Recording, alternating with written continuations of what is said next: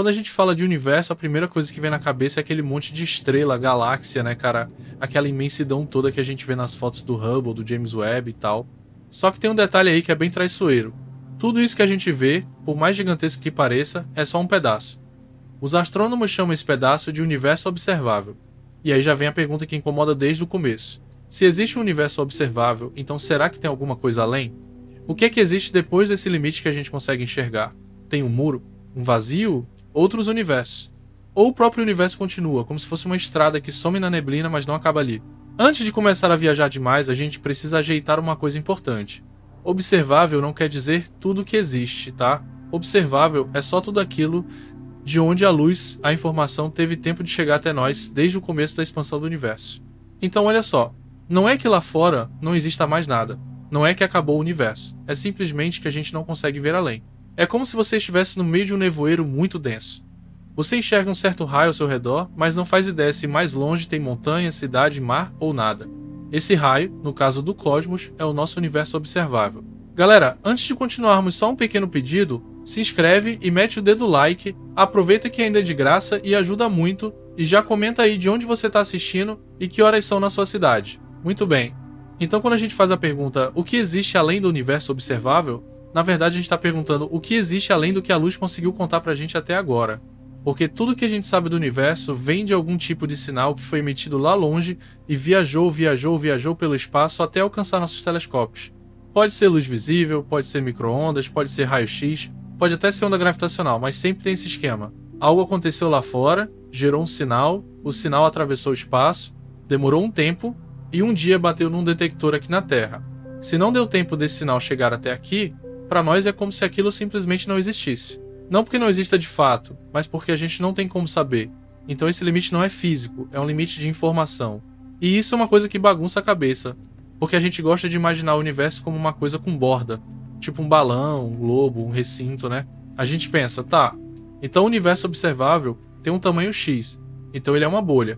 E fora dessa bolha não tem nada. Só que não é assim que funciona.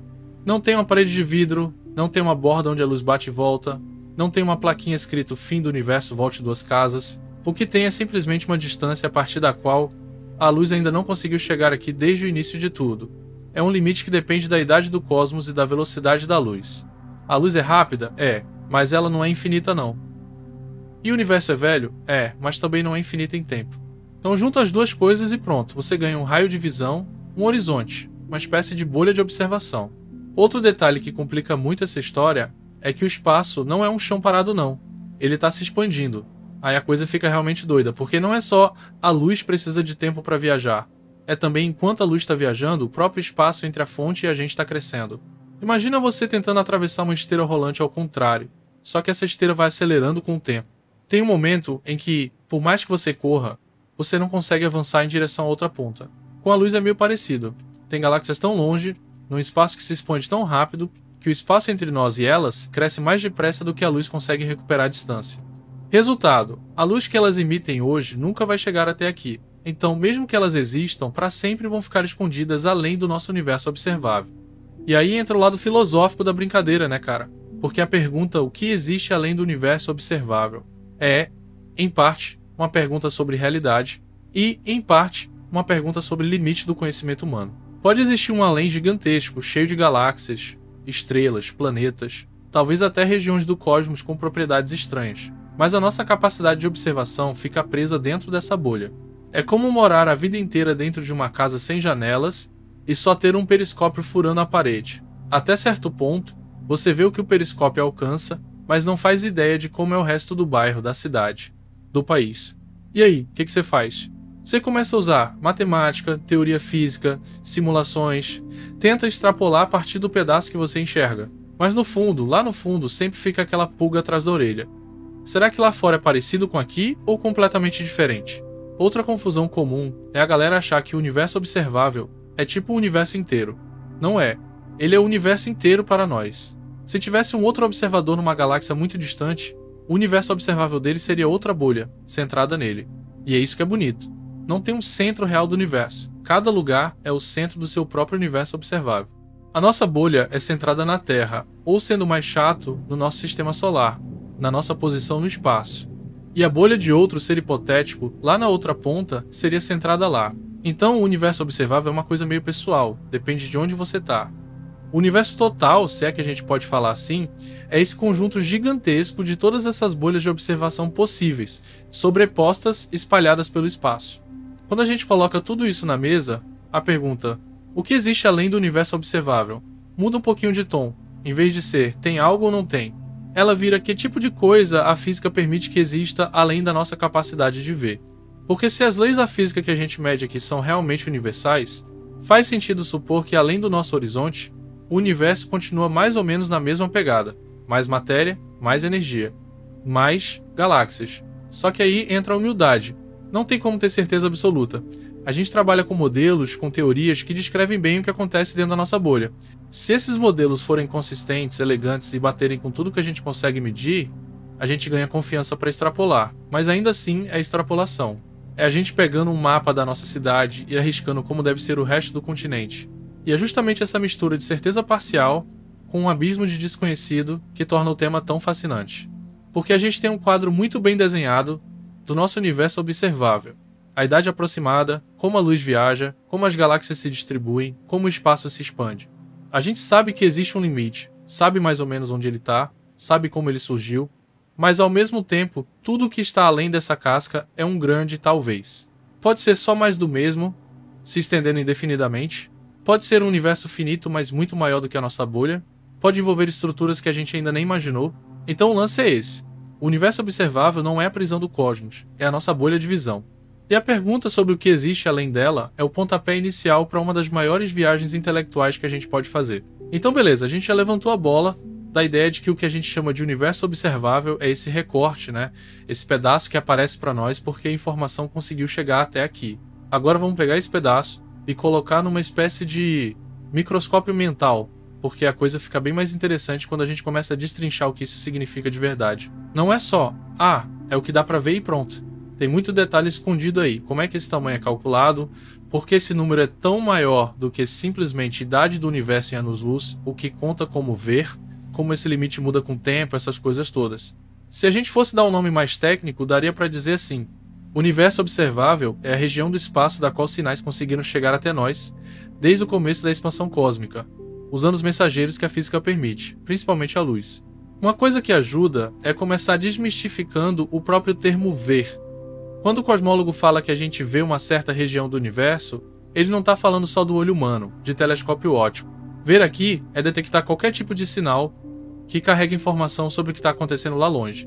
Pode ser luz visível, pode ser infravermelho, rádio, raio gama, micro-ondas, pode ser até uma onda gravitacional passando pela Terra e mexendo um pouquinho no comprimento de um detector. Então o universo observável é, em essência, tudo aquilo que já conseguiu mandar algum tipo de recado pra gente, qualquer que seja o tipo de recado. Se nenhuma forma de sinal teve tempo de viajar de lá até aqui, essa região está fora do nosso universo observável, mesmo que esteja ali do lado em termos cósmicos. Agora entra a parte que sempre confunde, né, cara? Se o universo tem lá seus 13,8 bilhões de anos de idade, por que o raio do universo observável é cerca de 46 bilhões de anos-luz? Não devia ser 13,8 e acabou? Aí é que tá o pulo do gato.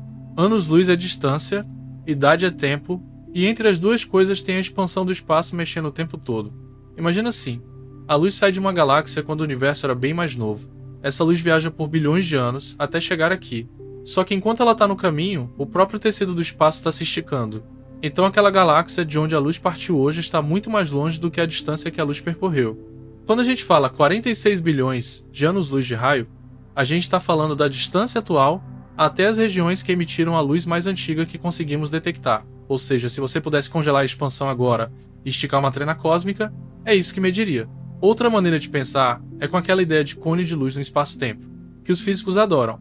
Imagina você num gráfico em que a vertical é o tempo e a horizontal é a distância. A sua posição aqui agora é um pontinho nesse gráfico. Tudo que pode te influenciar hoje tem que estar dentro de um cone que vem lá de baixo, se estreitando até chegar em você, porque a luz não consegue chegar instantaneamente. Ela vem num certo ângulo limitado pela velocidade máxima. O universo observável basicamente é a interseção desse cone com a história do cosmos inteiro. Tudo que está fora dele até pode existir, mas não teve como mandar um oi para você ainda. Isso é muito legal porque mostra que o tamanho do universo observável não é um número jogado ao acaso, Ele sai de um casamento entre a idade do universo, a velocidade máxima de propagação de informação e o jeito como o espaço se expande ao longo do tempo. E como é que a galera descobre esse tal tamanho, né? Não é que alguém pega um telescópio, mira num ponto qualquer e vê uma plaquinha dizendo a partir daqui seus dados não valem. O processo é bem mais indireto. Primeiro, você precisa de um modelo cosmológico, uma espécie de regra de funcionamento do universo em grande escala. Hoje, o que a gente usa é o modelo chamado LCDM, que é esse pacotão onde entra a matéria normal, matéria escura, energia escura, geometria do espaço, tudo isso. Em cima desse modelo, você mede coisas observáveis, como as galáxias se afastam da gente, lei de Hubble, como a radiação cósmica de fundo está distribuída, como é a quantidade de elementos leves lá no comecinho. Ajustando o modelo para bater com essas medidas, você consegue reconstruir como o universo expandiu ao longo do tempo, e consequentemente, de que regiões a luz já teve tempo de sair e chegar até a gente. O tal raio, de uns 46 bilhões de anos-luz, sai desse tipo de cálculo. Tem outro detalhe que é curioso. O universo observável não é exatamente uma bolha lisinha em termos de informação. Se a gente olha para trás no tempo através da luz, não é tudo igualmente visível. Tem uma região do passado que é simplesmente opaca para a radiação eletromagnética, porque o universo era tão quente e tão cheio de partículas carregadas que os fótons ficavam presos num caldo de interações. A gente só começa a ver com luz, de fato, a partir de uns 380 mil anos depois do começo da expansão, quando os átomos neutros se formam e os fótons finalmente conseguem viajar livres. Essa casca de onde vem a radiação cósmica de micro-ondas é, em termos de luz, o limite mais profundo do que a gente enxerga diretamente. Antes disso, se a gente quiser saber o que aconteceu, tem que apelar para outros mensageiros. Neutrinos cósmicos de fundo, ondas gravitacionais primordiais, coisas que a gente ainda está correndo atrás de detectar direito. Ou seja, mesmo dentro do universo observável, tem camadas. Uma parte a gente vê em detalhes, outra em forma de brilho difuso, outra a gente só infere com teoria.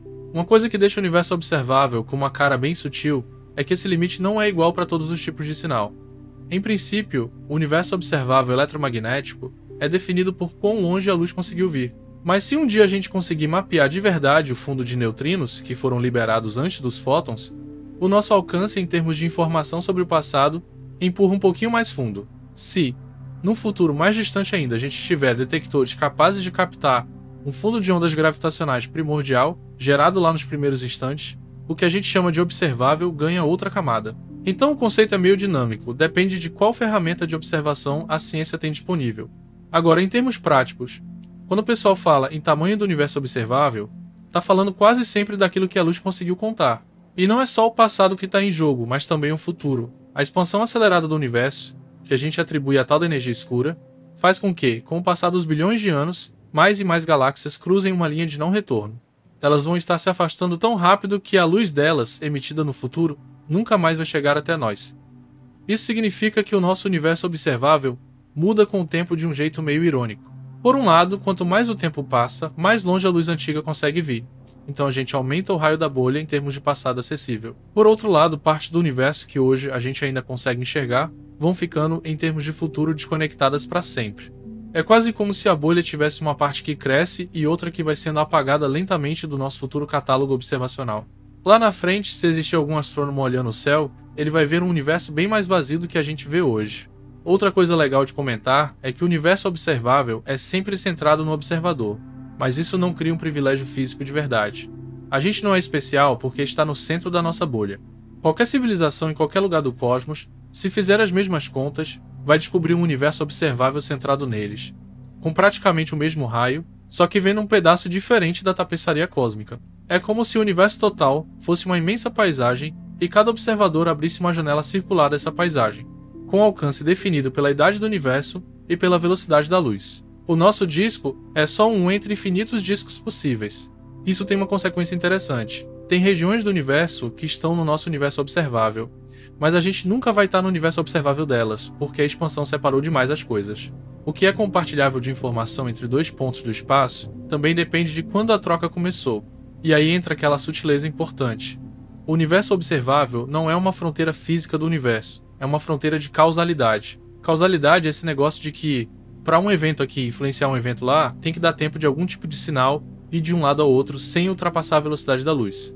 Então o que a gente chama de universo observável hoje é basicamente a região que já pode, em princípio, ter tido trocas de informação com a gente desde o começo. Fora disso, até pode existir uma quantidade enorme de matéria, energia, estruturas, mas é como se estivesse definitivamente fora do clube das coisas com que a gente pode interagir.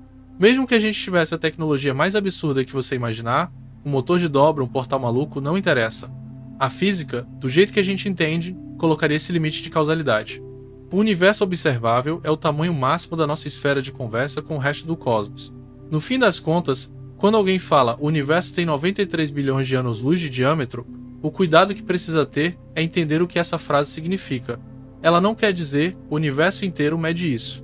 Ela quer dizer o pedaço do universo que está hoje conectado com a gente em termos de sinais que já tiveram tempo de sair de lá e chegar aqui, considerando a história de expansão do espaço, tem esse diâmetro. O resto pode continuar indefinidamente para qualquer lado e a gente nem faz ideia. Mas esse pedaço já é tão gigante, com tantas galáxias, tantos sistemas, que só ele já é material suficiente para dar nó na cabeça. E ainda assim, ele é só nossa bolha local no oceano muito maior do que qualquer mapa que a gente consiga desenhar hoje. Agora que a gente já colocou o universo observável no mapa da nossa cabeça, dá para dar um passo a mais e falar de um conceito que é tipo o contorno disso tudo, o tal do horizonte cosmológico. E aí, cara, essa palavra horizonte não é à toa não. É literalmente para você imaginar aquilo que acontece quando você tá na praia ou no alto de um morro, olhando para o mar, você vê o oceano indo até uma linha, né? Uma curva lá longe onde parece que o mundo acaba. Só que você sabe que não acaba ali.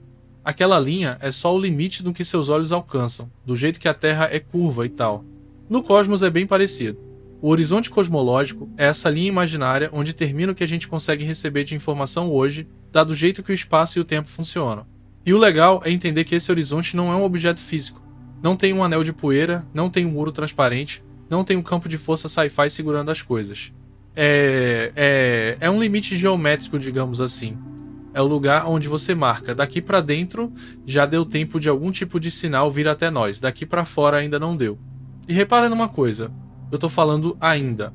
Porque esse horizonte não é fixo, ele não tá pregado numa coordenada cósmica e acabou. Ele muda com o tempo. Conforme o universo envelhece, a luz que partiu de regiões cada vez mais distantes consegue completar a viagem e atravessar essa fronteira. Então nosso horizonte cosmológico é uma coisa dinâmica, que vai se abrindo, como se o mar estivesse recuando e revelando pedaços de praia que a gente nem imaginava que existiam. Só que tem um detalhe que deixa essa história mais sutil. No dia a dia, quando a gente pensa em horizonte, a gente imagina algo puramente ligado à nossa visão, né? Olhou, viu, pronto. No cosmos, o horizonte não é só sobre o que você enxerga agora, é sobre o que tem a possibilidade de te influenciar. É um horizonte de causalidade, para usar a palavra chique. Quer dizer, para um evento lá longe conseguir mexer em alguma coisa aqui, precisa dar tempo de um sinal sair lá e chegar aqui sem nunca ultrapassar a tal velocidade limite da natureza. Então o horizonte cosmológico é a borda dessa região que desde o começo da expansão já teve tempo de mandar recado pra gente. Tudo que está além poderia até mandar um sinal agora, mas esse sinal vai demorar tanto que por enquanto ele ainda está no caminho, escondido em algum ponto entre lá e aqui. E aí vem uma confusão clássica que vale demais destrinchar. Horizonte cosmológico não é a mesma coisa que horizonte de eventos de buraco negro, embora a palavra seja parecida. No buraco negro, o horizonte de eventos é uma superfície real. Passou dali para dentro, já era. Nem a luz sai. É um ponto sem retorno. No universo como um todo, o horizonte cosmológico é mais um limite de até onde a luz já conseguiu chegar, e não um lugar onde a luz morre. Nada de mágico acontece quando um fóton cruza esse limite. Ele não some, não explode, não congela. Ele só ainda não teve tempo de nos alcançar. É como se o correio cósmico estivesse indo, mas o pacote não chegou. Então, do ponto de vista de quem está dentro, esse horizonte é mais sobre o que você sabe e menos sobre o que realmente existe lá fora. Outra parada interessante é que, em cosmologia, dá para falar de mais de um tipo de horizonte. Tem o que o pessoal chama de horizonte de partículas, que é esse limite ligado ao passado. É até onde a luz ou outro mensageiro pôde viajar desde o início da expansão até agora. Esse é o que mais aparece quando a gente fala de universo observável. Mas, se você olhar para frente no tempo, também existe algo chamado horizonte de eventos cosmológico, ligado ao futuro. Esse horizonte de eventos marca até onde um sinal emitido hoje, daqui, ainda conseguiria chegar em qualquer momento do futuro. Por quê? Porque o universo não só se expande, como a gente já sabe, mas tem uma expansão que parece estar acelerando. Tem regiões tão longe que, por mais que a gente mande uma luz agora, o aumento da distância entre nós e elas é tão rápido que essa luz nunca vai alcançar. Então olha que louco. Tem um limite para o que pode nos influenciar desde o passado e um limite para o que a gente pode influenciar no futuro. Isso gera uma consequência meio melancólica, se a gente parar para pensar. Lá atrás, em épocas mais jovens do universo, tinha muita região que estava dentro da conversa, digamos assim. A luz podia sair de lá e chegar aqui num tempo finito, e o contrário também. Só que conforme o tempo passa e a expansão acelerada vai dominando o jogo, algumas dessas regiões vão sendo empurradas para fora daquilo que a gente poderia chamar de zona de contato eterno. Elas até podem estar dentro do que a gente vê hoje. Ainda aparecem no nosso céu como galáxias super afastadas, mas, em termos de futuro distante, vão cruzar esse horizonte de eventos cosmológicos e ficar definitivamente desconectadas. A gente ainda recebe luz delas, mas qualquer luz que elas emitirem lá na frente nunca mais vai entrar na nossa esfera de possibilidade. É como se o horizonte, nesse caso, fosse um limite de despedida. E tem uma imagem mental que ajuda muito a sacudir essa intuição. Imagina um oceano infinito cheio de boias espalhadas. Cada boia representa uma galáxia, e a distância entre as boias vai aumentando com o tempo porque o oceano em si está se inflando. Agora pega uma boia específica, que é a nossa. O horizonte cosmológico seria um círculo em volta dela, onde você marca. Tudo que já teve tempo de mandar uma ondinha até mim está dentro desse círculo. Conforme o tempo passa, esse círculo vai aumentando, porque ondulações que partiram de boias mais distantes finalmente chegam. Só que ao mesmo tempo, algumas boias estão se afastando tão rápido em relação a você, que mesmo que você jogue uma pedrinha na água agora, as ondas nunca vão alcançar. Essas boias estão além do horizonte de eventos. Elas existem, estão lá, aparecem talvez em algum momento, mas deixam de fazer parte do seu destino causal. Outro ponto legal é que o horizonte cosmológico deixa claro como a nossa visão do universo é centrada no aqui e agora. Se você colocar outro observador numa galáxia distante, o horizonte dele vai ser um círculo centrado lá, com mais ou menos o mesmo raio temporal, mas recortando outra parte do universo total. Tem regiões que estão dentro do nosso horizonte e dentro do dele, regiões que estão só no nosso, regiões que estão só no dele e regiões que não estão em nenhum dos dois ainda. Isso dá uma sensação muito forte de que a realidade cósmica é sempre vista por pedaços, né? Cada ser, cada civilização, tem seu próprio horizonte cosmológico, sua própria bolha de passado acessível e de futuro possível. Não existe um horizonte absoluto único para todo mundo, embora, matematicamente, todos sejam descritos pelas mesmas regras gerais. E aí vem a parte mais abstrata, mas que dá um tempero bacana na conversa. O horizonte cosmológico é uma construção que mistura geometria e história. Ele depende de como o espaço-tempo está curvado, de quanta matéria e energia tem no universo, de como a taxa de expansão muda com o tempo. Se o universo fosse estático, tipo uma caixa gigante parada, não teria esse tipo de horizonte. Se ele estivesse contraindo, o horizonte teria outro comportamento. Então, quando o cosmólogo fala medimos o horizonte cosmológico, ele não está só dizendo, olha, até aqui a gente consegue ver. Ele está dizendo também, o universo parece obedecer a este tipo específico de expansão, com este tipo de conteúdo. É quase como se o horizonte fosse um resumo visual da dinâmica do cosmos. Tem também uma coisa mais filosófica que esse conceito escancara. O fato de existir um horizonte cosmológico nos lembra o tempo todo que o nosso conhecimento é local. A gente está acostumado a imaginar a ciência como um negócio que descobre o todo, que chega em leis universais. E até chega, em certo sentido, mas sempre com base em um pedacinho do todo, em um cone de informações que vem de dentro do nosso horizonte. O horizonte é tipo a borda da página que a gente já conseguiu ler do livro do universo. Dá para tentar adivinhar o restante dos capítulos olhando o estilo do autor, o jeito que a história está indo, as regras internas, mas o que está, de fato, impresso depois dessa borda ainda está fora do nosso alcance direto. Isso não quer dizer que seja proibido pensar sobre o que tem depois, só quer dizer que qualquer coisa que a gente proponha tem que ser compatível com o que a página já mostrou. E o mais curioso é que, mesmo sem ser um objeto físico, esse tal horizonte cosmológico é uma das coisas mais importantes para organizar o que a gente entende do cosmos.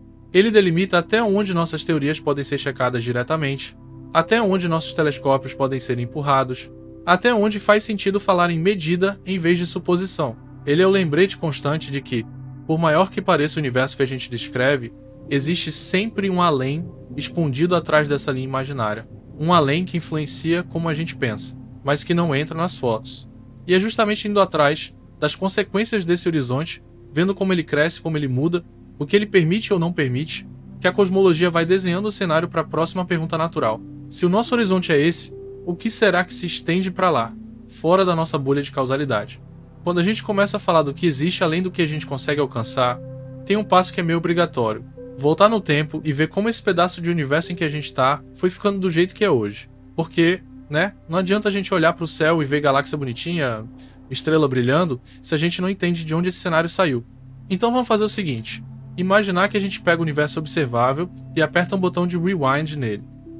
Vai voltando, voltando, as galáxias se aproximando, as estrelas desnazendo, a matéria se rearrumando, até que tudo isso que hoje está separado em estruturas vira uma sopa absurda, quente, densa, quase homogênea. Se a gente rebobinar o filme bastante, chega num ponto em que falar em estrela, planeta, até em átomo não faz o menor sentido. Lá no começo, o universo que mais tarde ia gerar esse nosso pedaço observável era praticamente um caldo de partículas fundamentais, tudo fervendo a temperaturas ridículas. Não tinha lugar definido, não tinha vazio entre as coisas, era tudo muito compacto. E o mais legal é que a gente não tira isso só da cabeça, não é invenção.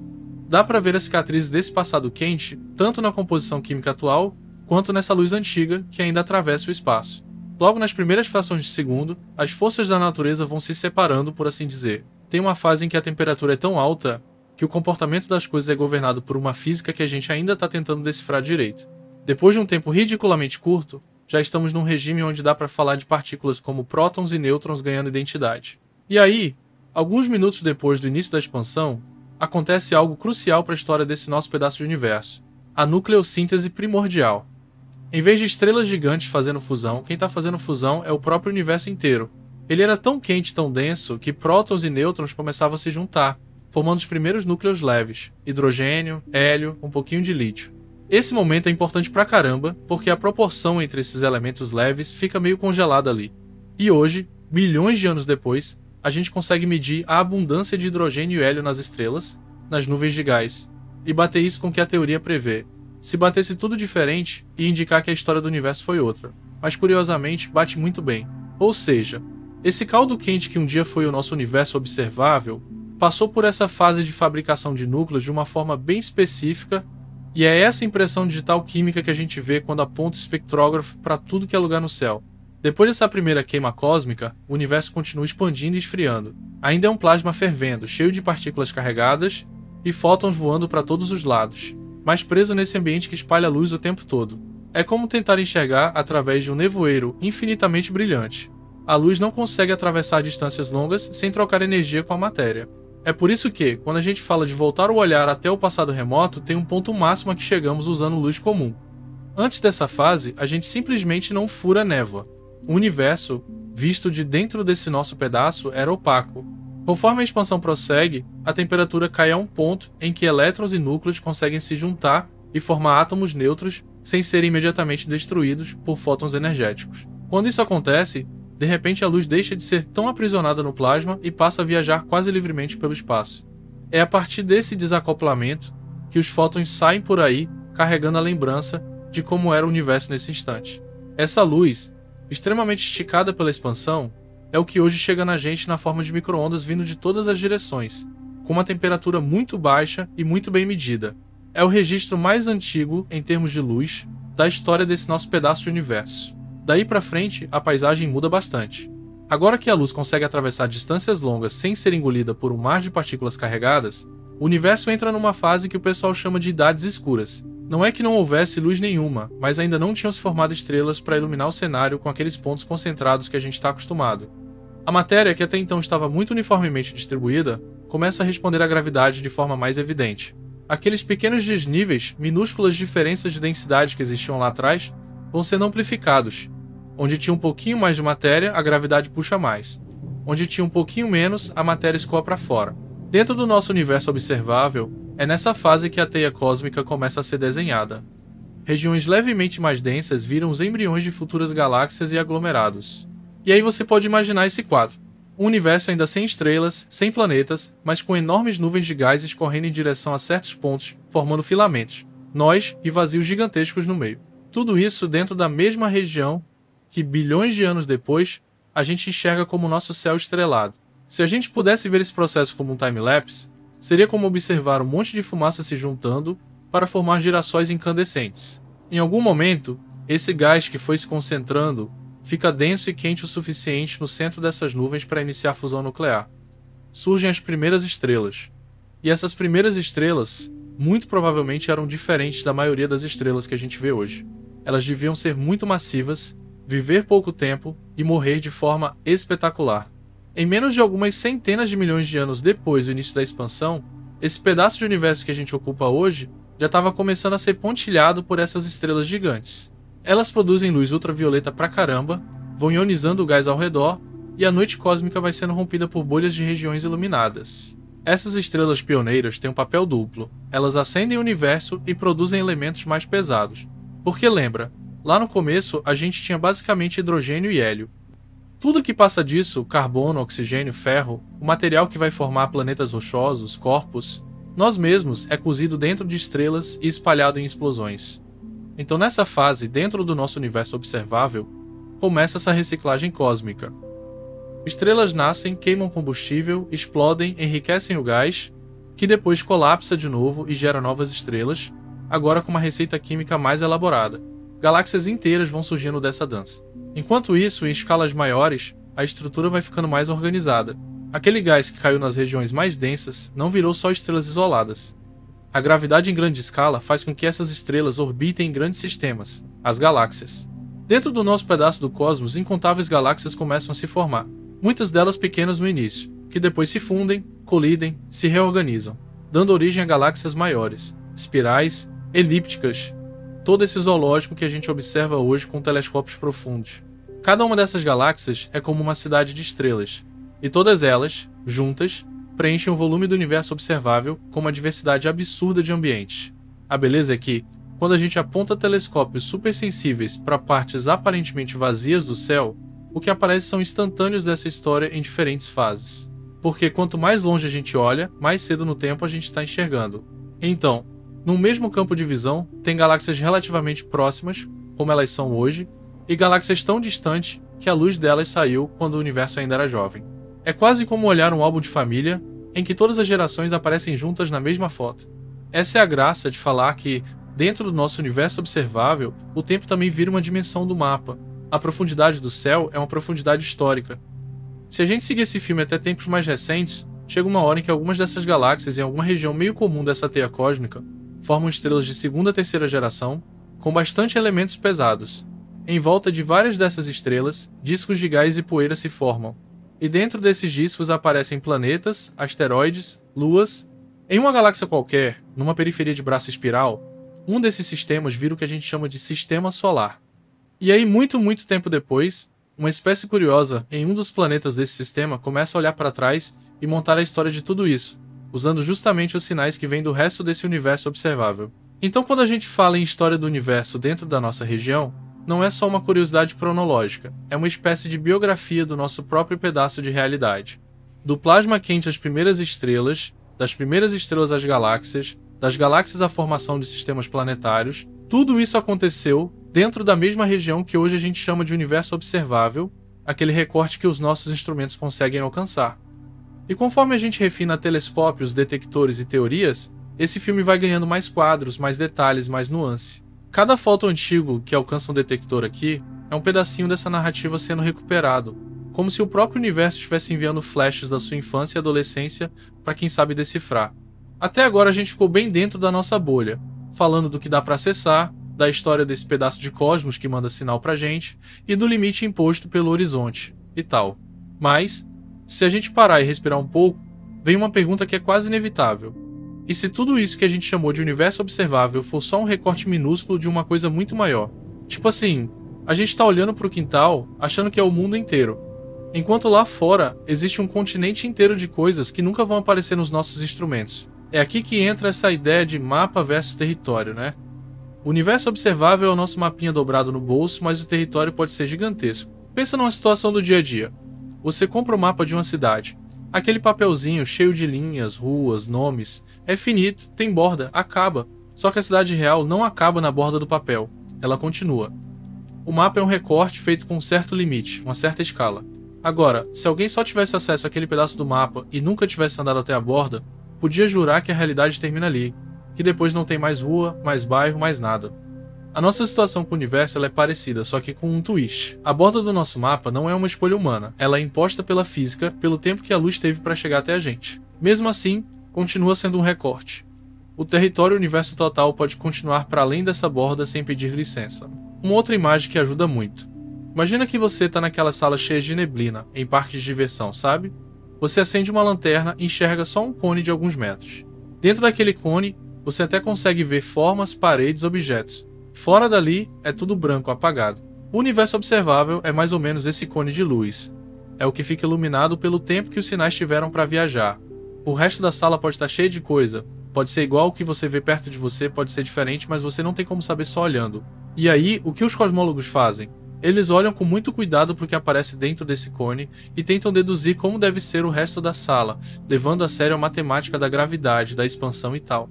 Uma das grandes apostas que a cosmologia faz, e que é meio fundamento dessa comparação mapa-território, é a tal do princípio cosmológico. Em português bem solto, em escalas muito grandes, o universo é homogêneo e isotrópico. Quer dizer, se você olhar o cosmos numa escala gigante, que engloba muitas e muitas galáxias, ele deve ter, em média, a mesma cara, independentemente de onde você esteja e de para onde você olhe. Não é que cada pedacinho seja idêntico, mas o padrão estatístico é o mesmo. Esse princípio não nasce do nada. A gente olha dentro do nosso universo observável, mede a distribuição de galáxias, olha a radiação de fundo que vem de todo lado e vê que, em grande escala, é tudo muito suave, muito parecido em todas as direções. Então a gente assume que isso se estende além da nossa bolha. É uma extrapolação, tipo pegar um pedacinho de mosaico e supor que o padrão continua. Agora, olha que interessante. Nada nas equações que a gente usa obriga o universo total a ter exatamente o mesmo tamanho do nosso pedaço observável. As soluções mais simples, inclusive, descrevem um universo que ou é infinito em extensão, ou é finito, mas muito maior do que a região que conseguimos acessar. Imagina que o universo fosse a superfície de uma esfera gigante. A gente estaria caminhando sobre essa superfície sem perceber curva nenhuma, porque o raio da esfera seria gigantesco comparado à área que conseguimos explorar. Dentro desse paralelismo, o universo observável seria tipo um círculo pequeno desenhado na superfície da bola. O fato de você não perceber a curvatura quando olha ao redor não quer dizer que a esfera não seja finita, só quer dizer que seu campo de visão é pequeno demais para notar. Tem outra possibilidade. Em vez de esfera finita, o universo pode ser como um plano infinito. Aí não tem borda mesmo, é tudo infinito em todas as direções. O universo observável seria, nesse caso, só um disco recortado desse plano, delimitado por quanto tempo a luz teve para viajar. E o resto? O resto é mais do mesmo, só que continuando para além do que a gente alcança. Nessa visão, para cada galáxia que a gente vê, teria infinitas outras semelhantes espalhadas no território infinito. E aí começa o tipo de provocação que o pessoal gosta de fazer. Se o universo total for realmente infinito e seguir mais ou menos as mesmas leis em todo lugar, não só deveria haver infinita variedade de configurações de matéria, como, em algum lugar, bem longe, combinações muito parecidas com a nossa poderiam se repetir. Só que repara, tudo isso é território. O que a gente tem de fato na mão é o mapa, as observações dentro dessa bolha de 40 e tantos bilhões de anos-luz de raio. Desse mapa a gente consegue extrair algumas pistas. Por exemplo, a curvatura espacial, aquela pergunta de criança grande. O universo é plano ou é curvado? A análise da radiação de fundo, da forma como as galáxias se agrupam, tudo isso aponta para um universo muito próximo do plano, dentro da margem de erro. Isso não prova que ele é infinito, mas indica que, se ele for finito, o raio de curvatura é enorme, muito maior que a região que conseguimos observar. É como olhar uma estrada reta por alguns quilômetros. Você pode até concluir que naquela escala ela é reta, mas não dá para saber se lá na frente ela faz uma curva suave. Uma nuance legal dessa história de mapa é que o mapa nunca é o objeto. Quando a gente desenha a estrutura do universo com gráficos, simulações, diagramas, a gente está criando representações simplificadas de algo que não cabe inteiro na nossa intuição.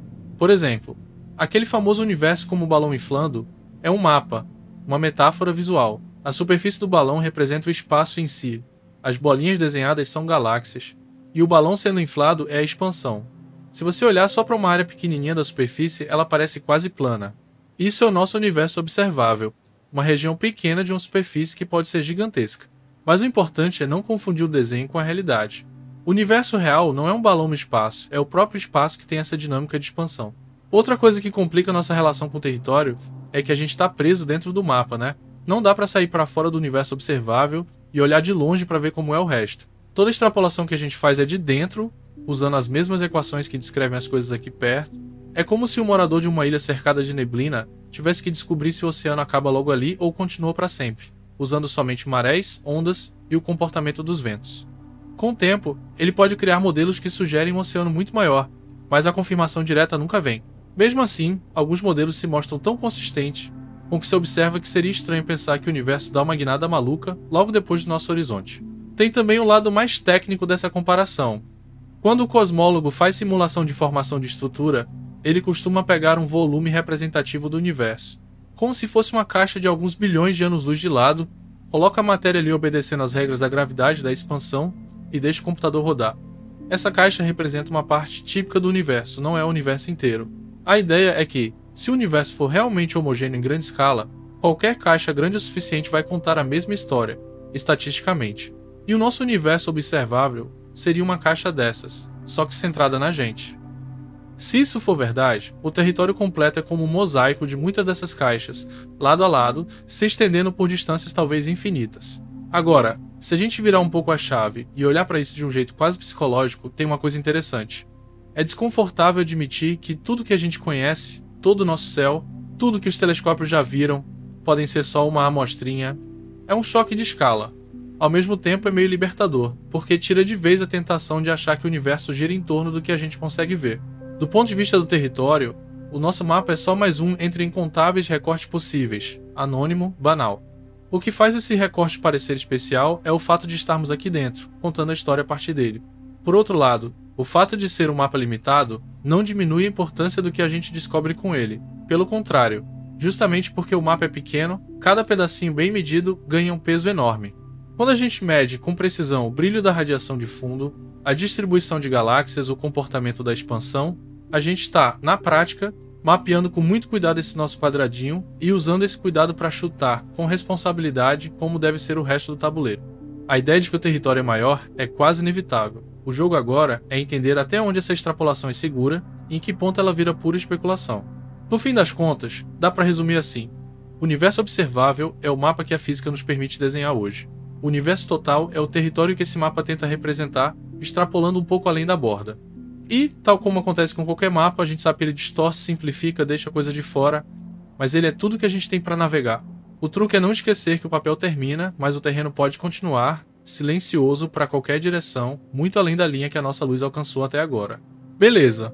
Então agora vamos fazer uma coisa meio radical. Em vez de olhar para dentro da nossa bolha, vamos virar a cabeça metaforicamente e tentar imaginar o que tem lá fora, além daquele limite de alcance que a gente já combinou que existe. E aqui vem um ponto importante pra caramba. Quando eu falo lá fora, não é outro tipo de realidade, outro plano, outra dimensão louca, nada disso. É simplesmente mais universo, mais espaço, mais regiões que são tão físicas quanto o que tem aqui, só que estão num lugar do espaço-tempo que nunca vai conseguir trocar informação com a gente. É como se fossem bairros da mesma cidade, mas separados por uma barreira de causalidade que ninguém atravessa. A primeira coisa para bater o martelo é essa. A física do jeito que a gente entende hoje não aponta nenhuma parede mágica depois do horizonte. Quando a gente desenha as equações da relatividade geral, coloca ali o conteúdo de matéria e energia, resolve aquilo para saber como o espaço se comporta, a solução não para de repente na borda do universo observável e fala daqui para frente não existe nada. Pelo contrário, a solução continua suave, bem comportada, como se o universo fosse se estendendo indefinidamente. Então, cara, o mais natural de supor é que, além da nossa casca de visibilidade, tem mais do mesmo. Mais galáxias, mais gás, mais matéria escura, mais radiação perdida por aí.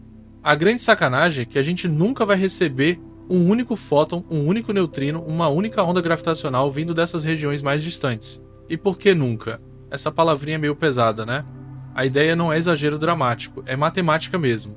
Existe uma combinação entre idade do cosmos, expansão do espaço e limite de velocidade da luz que faz o seguinte: tem regiões tão longe e se afastando de maneira tão acelerada que mesmo que um sinal saia de lá agora, hoje, ele nunca vai conseguir nos alcançar, nem que o universo fique existindo por tempo infinito. É tipo ter duas formigas em uma folha de borracha que está sendo esticada cada vez mais rápido. Chega um ponto em que, por mais que elas andem uma em direção à outra, a borracha estica tão rápido no meio que a distância entre elas só aumenta. Então essas regiões, além do nosso domínio de conversa, são na prática apagadas do nosso futuro observacional. Elas podem até ter sido um dia conectadas com a gente bem no comecinho, mas hoje já estão para lá da fronteira de retorno. Agora olha que interessante. Mesmo sendo para sempre inacessíveis, a gente não fala delas como algo diferente, esquisito, mágico. A hipótese padrão é considerar que as mesmas leis que medimos aqui valem lá também. Gravidade é gravidade, luz se comporta como luz, as constantes físicas têm os mesmos valores. Isso não é só um chute otimista, é o jeito mais econômico de pensar. Se dentro de tudo que a gente consegue ver, as regras são as mesmas, repetir essas regras além da borda é a extrapolação mais simples. Para dizer que lá fora as leis mudam, você teria que inventar um mecanismo bizarro que faz uma transição bem na região que, por coincidência, ninguém nunca vai poder checar. Aí começa a ficar mais fantasia do que ciência, né? Então imagina assim, pega o nosso universo observável como um grande mapa 3D cheio de galáxias. Agora, copia esse padrão e continua colando cubos de universo para fora, em todas as direções.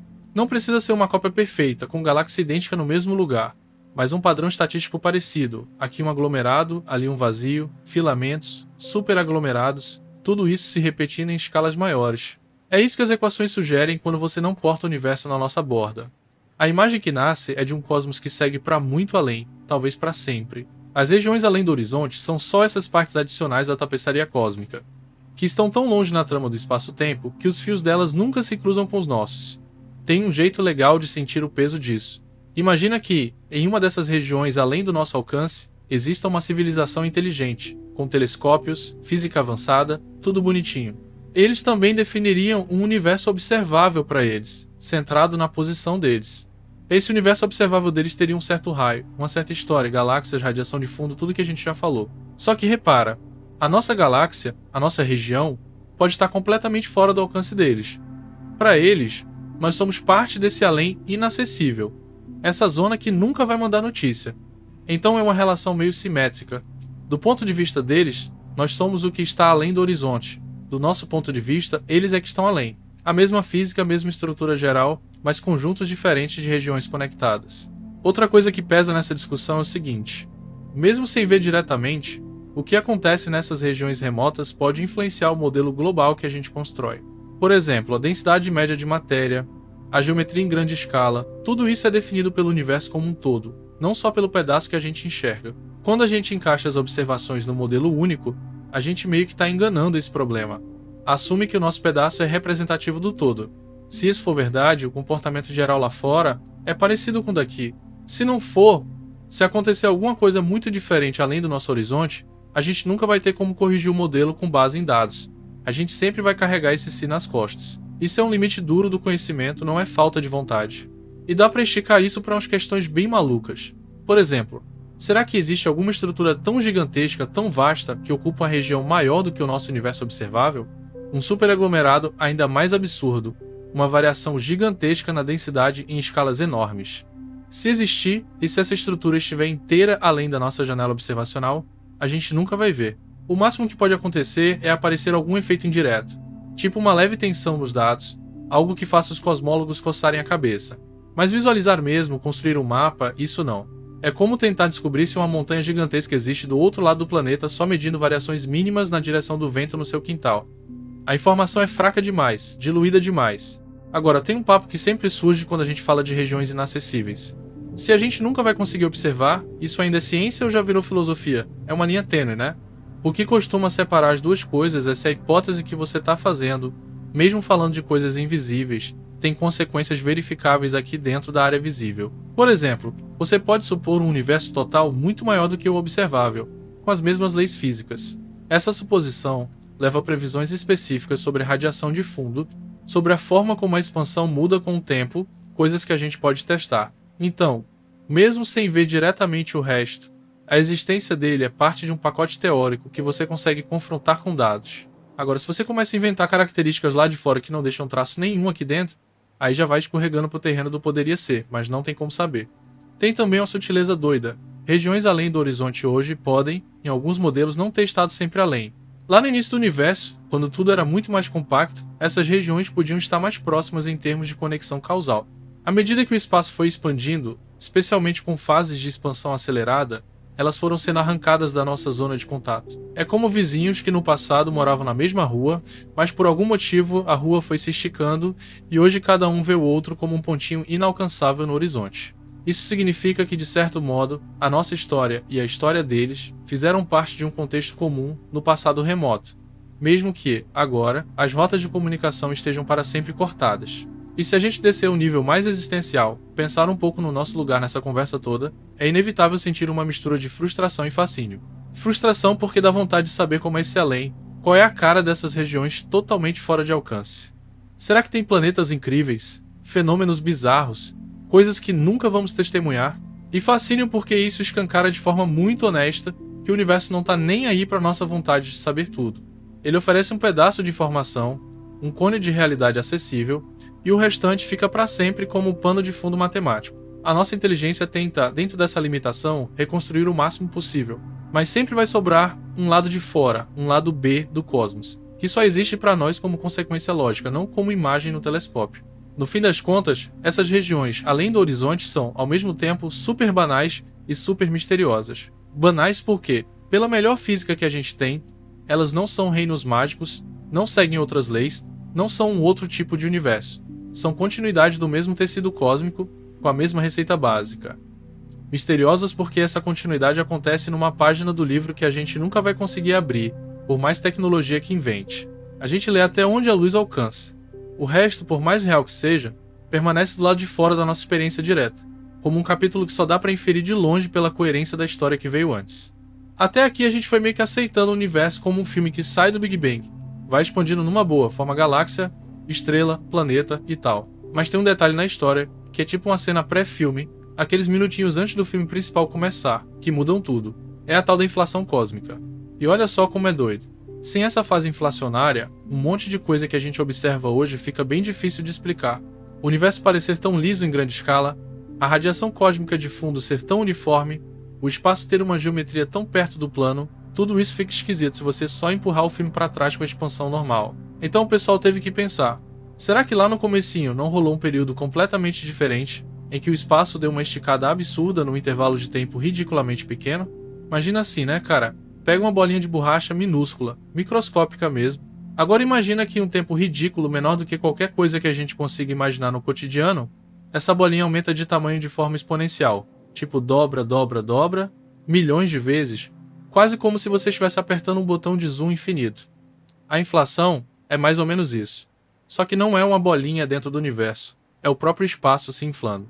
Em vez de um universo que vai crescendo devagarinho, como se fosse um balão que você enche soprando com calma, você tem uma fase inicial em que alguém ligou um compressor industrial e o negócio inflou violentamente. Depois dessa pancada, a expansão desacelera e entra no regime mais civilizado que a gente modela com o Big Bang padrão. A pergunta é, por que alguém foi inventar uma história tão maluca? Porque sem isso, o tal problema do horizonte fica pegando no pé. Aquela uniformidade da radiação cósmica de fundo, a mesma temperatura medida em pontos opostos do céu com precisão de uma parte em 100.000, é difícil de engolir se essas regiões nunca tiveram tempo de trocar informação entre si antes da radiação ser emitida. Sem inflação, você olha para dois pontos muito afastados e pensa, eles nasceram, sem se falar, deviam estar em estados diferentes, com temperaturas diferentes, mas não, estão quase idênticos. Com inflação, o truque é outro. Antes dessa expansão maluca, tudo estava muito mais próximo realmente em contato causal, tendo tempo para equalizar temperatura, densidade e tudo. Aí vem a fase inflacionária. Estica esse pedaço bem ajeitadinho até tamanhos astronômicos e pronto, o que hoje parece desconectado já foi vizinho íntimo lá atrás. Outro pepino que a inflação ajuda a descascar é o da planura. Quando a gente mede a geometria do espaço em grande escala, usando a radiação de fundo, a distribuição de galáxias, essas coisas todas, o resultado é um universo muito, muito perto de plano. Não é, obviamente, curvado como a superfície de uma esfera pequena, por exemplo. O problema é que, se você joga o filme para trás, sem inflação, um universo quase plano hoje teria que ter sido ajustado com uma precisão absurda no início, tipo uma mira laser calibrada ao extremo. Qualquer desviozinho lá no começo seria amplificado pelo tempo, e a gente veria uma curvatura bem maior hoje. A inflação entra e faz o quê? Ela pega qualquer curvaturazinha inicial e estica tanto espaço que essa curvatura vista localmente fica praticamente imperceptível, como olhar um pedacinho minúsculo de uma esfera gigante e achar que é plano. Ou seja, a planura deixa de ser uma coincidência milimétrica e vira uma consequência natural da expansão inflacionária. Para contar essa história de um jeito mais físico, o pessoal fala em um campo escalar, o tal campo inflaton. Não precisa imaginar nada místico, pensa mais como um tipo de campo de energia que preenche o espaço e tem um comportamento específico. Enquanto esse campo está preso num certo estado, a energia associada a ele se comporta como uma espécie de constante que empurra o espaço a se expandir de forma exponencial. É como se o espaço ficasse dominado por uma pressão negativa bizarra, que faz tudo inflar mais e mais rápido. Em algum momento, esse campo rola para o estado mais baixo de energia, a inflação termina, e a energia que estava nele é despejada em forma de partículas, radiação aquecendo o universo de novo. Esse processo é chamado de reheating, o reaquecimento. A partir daí, o filme entra naquele regime quente e denso que a gente costuma chamar de Big Bang tradicional. Olha que interessante. Isso quer dizer que o universo quentão, cheio de partículas, não é o começo absoluto da história, é consequência do final da inflação. Antes de ter essa sopa quente, tinha esse regime dominado pelo campo inflaton, com o espaço inflando de forma insana. E é justamente essa fase que dá o truque de mágica de transformar uma região minúscula, que era toda parecida, toda conversando consigo mesma, em um pedaço gigantesco, que mais tarde vira o nosso universo observável.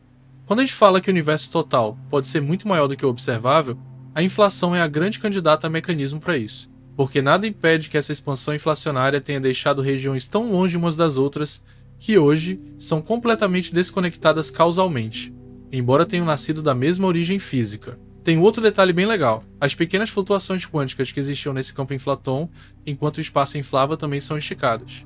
Coisinhas que eram microscópicas viram ondulações de densidade em escalas cosmológicas. Depois que a inflação acaba e a matéria e a radiação dominam o jogo, essas ondulações viram os embriões das estruturas que a gente vê. Lugares um pouquinho mais densos vão formando galáxias aglomerados, teia cósmica. Então a inflação não só resolve certos problemas de homogeneidade e planura, como também fornece um mecanismo natural para a semente das estruturas. Ela pega ruído quântico e transforma em padrão macroscópico. É muito doido pensar que as galáxias podem ser, em última instância, consequência de flutuações quânticas infladas até escalas gigantescas. Agora, a parte que nos interessa direto na pergunta o que existe além do universo observável é a seguinte: se a inflação foi forte o suficiente, o pedaço do universo que a gente enxerga hoje é só uma fração minúscula da região inflada. Tipo, muito minúscula. É como olhar um quadradinho numa manta gigante e achar que ele é a coisa toda. A inflação tem essa característica de, em pouco tempo de inflação, aumentar o tamanho por fatores absurdos. Então não faria sentido ela ter criado um universo apenas um pouquinho maior que nosso horizonte atual. O mais provável é que o todo inflado seja tão maior que, comparado a ele, o nosso universo observável é quase nada. Isso joga a ideia de além do horizonte para um nível de escala muito maior do que a gente imaginaria se pensasse só em expansão padrão. Claro que isso tudo não é um conto sem dados, né? A assinatura principal da inflação, do jeito que a galera gosta de procurar, está justamente nas pequenas variações de temperatura da radiação cósmica de fundo.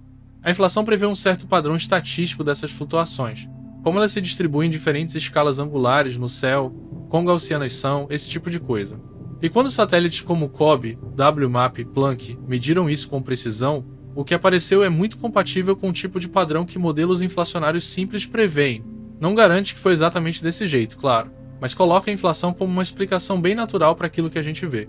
E, de quebra, essa mesma inflação é o mecanismo que joga o tamanho do universo total lá em cima. Tem um ponto que é honesto falar: a gente não sabe exatamente qual é o modelo certo de inflação.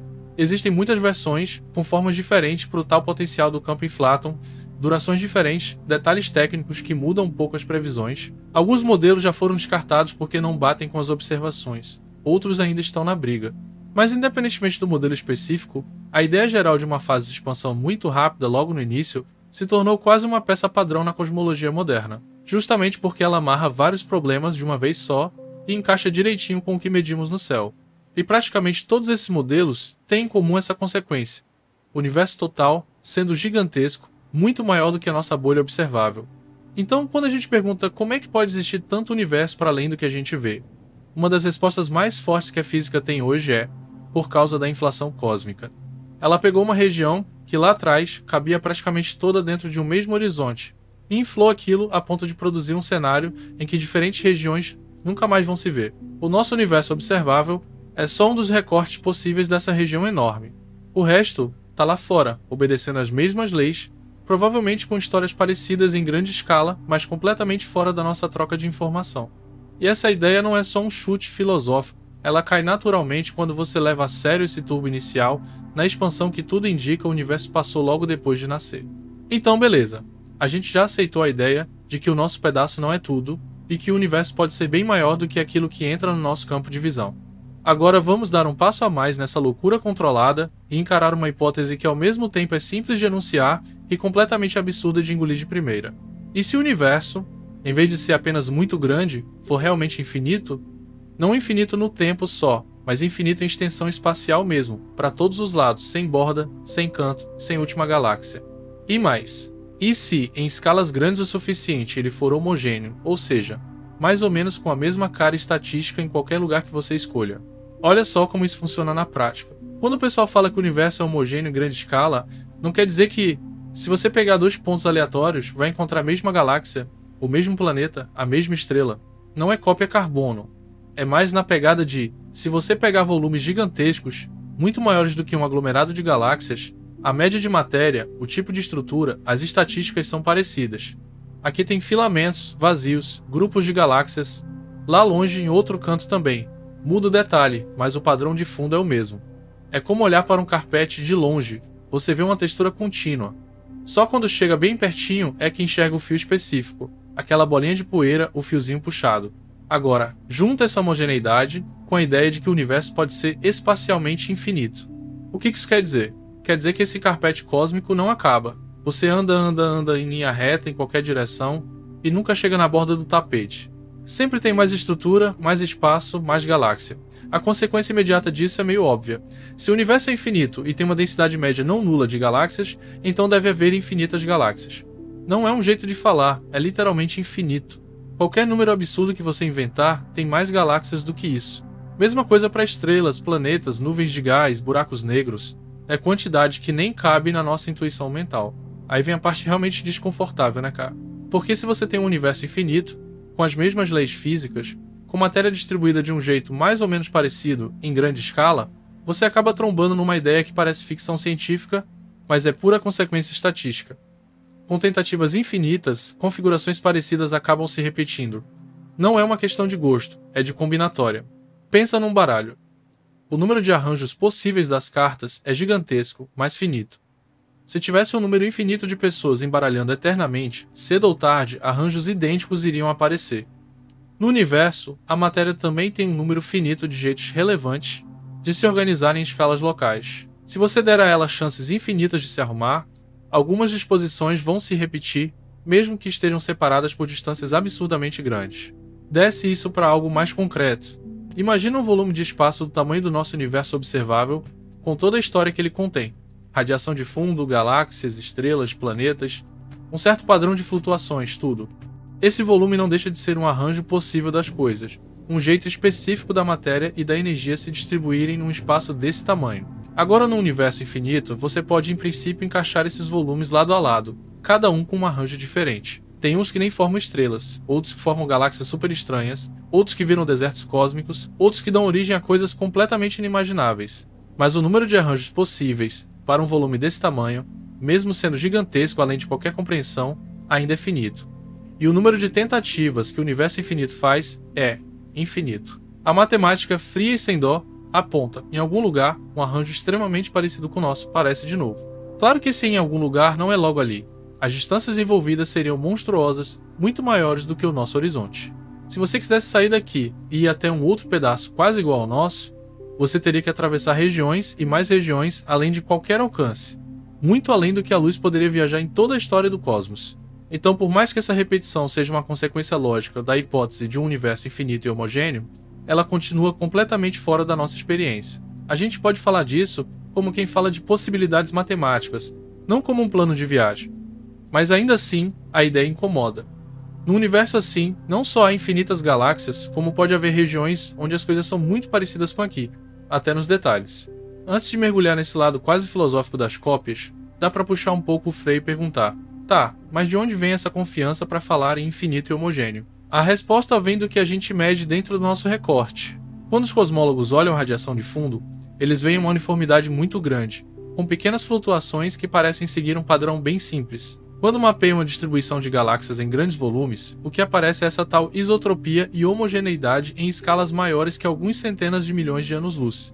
Joga isso dentro da relatividade geral, com a tal densidade média medida, e um dos resultados mais naturais é um universo espacialmente infinito, ou pelo menos tão grande que, para todos os fins práticos, se comporta como se fosse. Mas aqui tem uma coisa importante: infinito não é algo que a gente mede diretamente, é sempre uma extrapolação.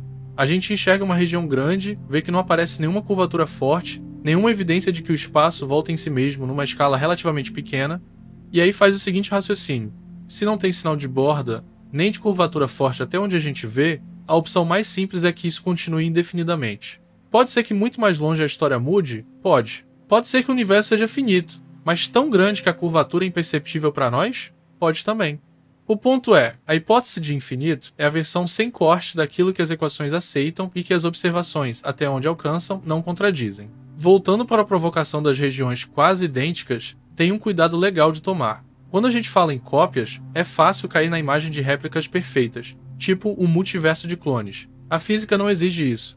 O que ela joga na nossa cara é, num universo infinito com as mesmas regras, as chances de aparecerem regiões com histórias muito parecidas com a nossa não são zero, e com infinitas tentativas essas chances se realizam. Só que a noção de idêntico precisa ser tratada com calma. Você pode ter regiões que são grosseiramente parecidas, galáxia parecida, estrela parecida, planeta com características parecidas, ou pode falar de um nível de detalhe tão absurdo até o estado de cada átomo, que aí o universo precisaria ser ainda mais infinito em termos de combinatória.